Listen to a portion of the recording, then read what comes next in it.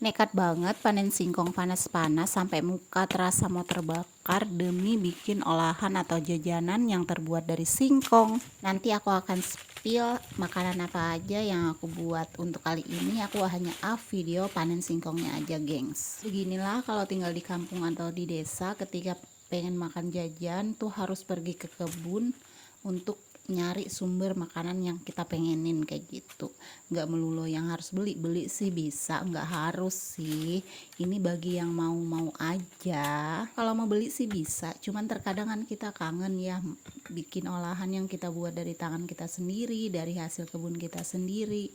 Kalau ada yang gratisan ngapain sih mesti ngeluarin uang lagi. Kalau menurut aku, kalau bikin sendiri kayak gini dari hasil kebun sendiri tuh kita tahu apa yang kita makan tuh pasti sudah aman untuk kita konsumsi. Beda lagi kalau misalnya kita beli jajanan di luar, kita nggak tahu itu tuh ada apa aja sih isinya, terbuat dari apa. Apalagi yang mestinya tuh biasanya tuh pasti ada pengawet, ada pemanis buatan, ada pewarna buatan, yang tentunya itu kurang bagus ya buat kesehatan. Apalagi di zaman sekarang yang zaman mahal, apa-apa mahal, ini itu mahal, bahkan kayak gula itu mahal. Jadi terkadang penjual tuh berat di modal, misalnya jual terlalu mahal mungkin pelanggannya akan kabur. Kalau jual terlalu murah ya kayak gimana?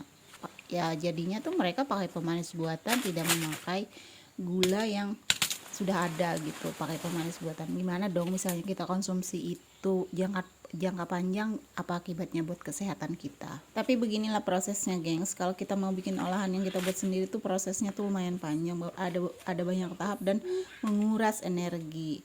Dan kalian lihat dong hasil panen singkong aku tuh gede banget. Ini tuh satu pohon tuh ada 3 singkong tapi isinya tuh gede banget.